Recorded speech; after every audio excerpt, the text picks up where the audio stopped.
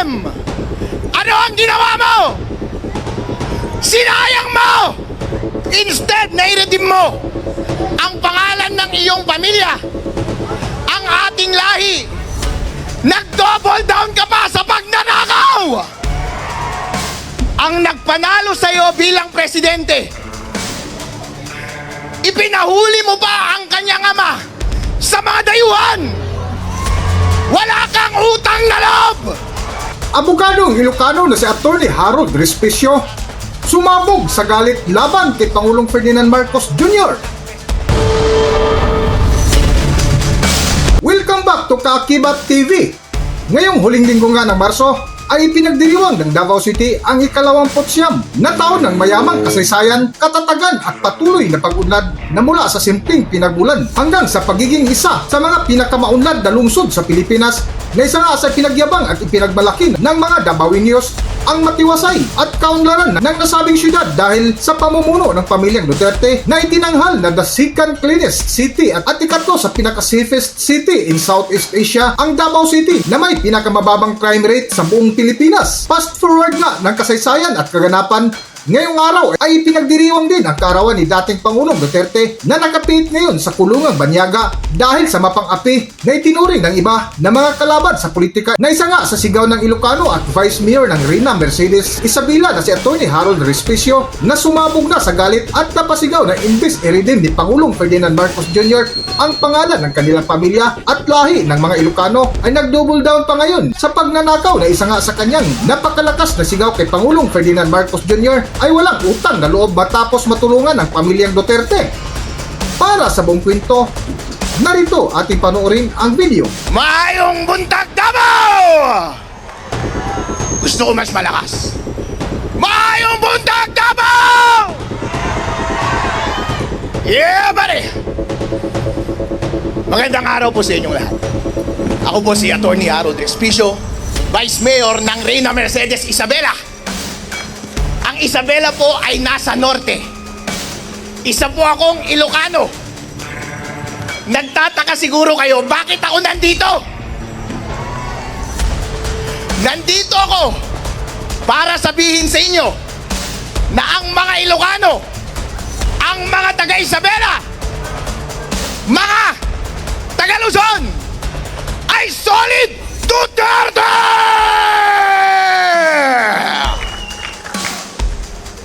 Sinasabi ko po sa inyo, sinasabi ko kay VP Sara, mula sa aming bayan at sa aming isla at sa aming probinsya, mahal po kayo ng mga Ilocano. Totoo po yan.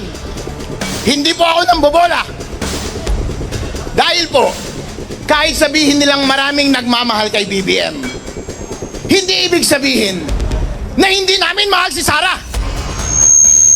Dahil sa totoo lang po, nung tumakbo si VP Sara at si BBM ng sabay noong nakaraang eleksyon, tuwang-tuwa po kami.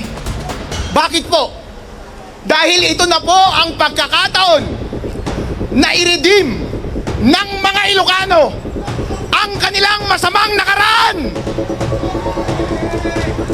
Pero BBM, ano ang ginawa mo? Sinayang mo! Instead, nairedeem mo ang pangalan ng iyong pamilya, ang ating lahi. Nag-double down ka pa sa pagnanakaw! Instead na suportahan mo ang nagpanalo sa'yo bilang presidente, ipinahuli mo ba ang kanyang ama sa mga dayuhan? Wala kang utang na loob!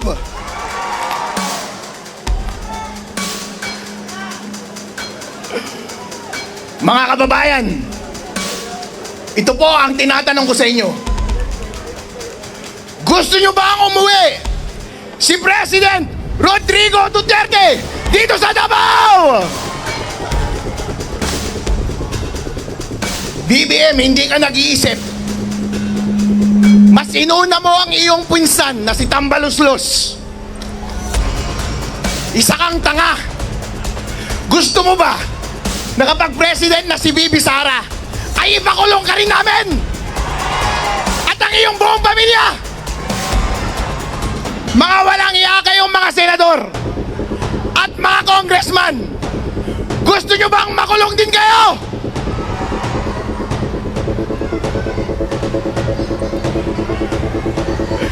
Ngayon po, ito ang ginagawa nila. Gusto nilang i-impeach si VP Sara para hindi siya manalo bilang presidente ng Pilipinas. Papayag ba kayo doon? Ayun, gusto kong mas maging malakas ang inyong sagot. Gusto kong iparinig ninyo hanggang sa Malacanang. Papayag ba kayong hindi maging presidente si VP Sara Duterte ng Pilipinas? Maraming salamat po. Alright, once again, thank you very much to Vice Mayor Attorney Harold Respicio.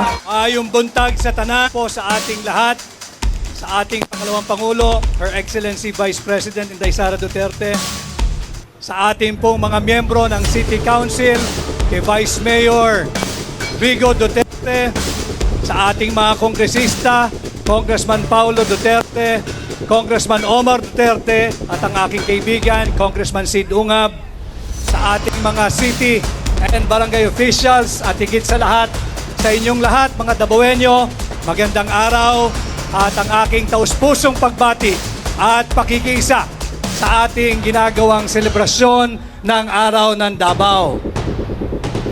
Higit pong makasaysayan ang pagdiriwang ngayon ng Araw ng Davao sapagkat nataon na pagdiriwang din ng 81st birthday ni Tatay Digong. And I was also told that in keeping with the times, ngayon lang din ho, nag-celebrate kayo dito sa Araw ng Davao nang walang float, walang motorized or anumang vehicle sapagkat higit na tumataas ang presyo ng produktong petrolyo. Magkaganoon pa man, maging simple, payak ang ating pagdiriwang, ang importante, huwag po nating kalilimutan na patuloy ipagdasal ang kaligtasan, ang kalusugan at ang kalayaan at sana'y pagpapauwi kay Tatay Digong sa lalong madaling panahon. At alam ko rin naman na hindi matitinag ang prinsipyo ng mga Dabawenyo, ng mga Mindanawan. Hindi po kasi aral sa kasaysayan ang kasalukuyang administrasyon. 400 taon tayo sa ilalim ng bansang Espanya, hindi natinag ang mga Mindanawan. Halos 50 taon tayo na kolonya ng Estados Unidos, hindi natinag ang mga Mindanawan. Sinubukan nilang sirain ang katatagan ni Tatay Digong.